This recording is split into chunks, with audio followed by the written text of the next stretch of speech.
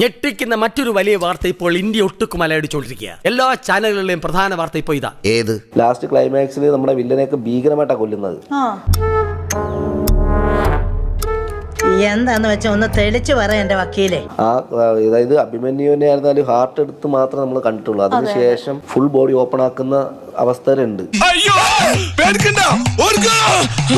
നമ്മുടെ മെയിൻ വില്ലന്റെ കബീർ സിംഗിന്റെ head cut ചെയ്ത് മാറ്റുന്ന മാത്രമേ ഉള്ളൂ. സംഗതിയാതൊന്നും അല്ല കേട്ടോ. ശരിക്കും തല കട്ടായി പോയ ശേഷം ഈ തല അടിച്ചു പൊടിക്കുന്നുണ്ട്.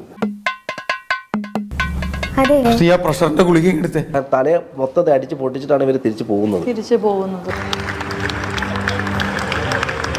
പക്ഷെ അതൊന്നും ഈ പറഞ്ഞ പോലെ നമുക്കിവിടെ അനുവദീയമല്ലാത്തോണ്ട് കട്ടായതാണ്. എന്റെ തല കറങ്ങുന്നല്ലോ കൂട്ടുന്നേരെ. തന്റെ തലയല്ലേ കറങ്ങുള്ളൂ, എനിക്കിത് കേട്ടിട്ട് എന്റെ ദേഹം മുഴുവൻ കറങ്ങും. ഇയാള് ഭയങ്കരനാട്ടാ, ഭയങ്കരനാ.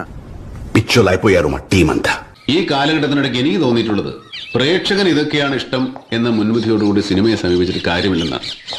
പ്രേക്ഷകൻ എന്ത് കാണണമെന്ന് സംവിധായകന് തീരുമാനിക്കാൻ കഴിയണം.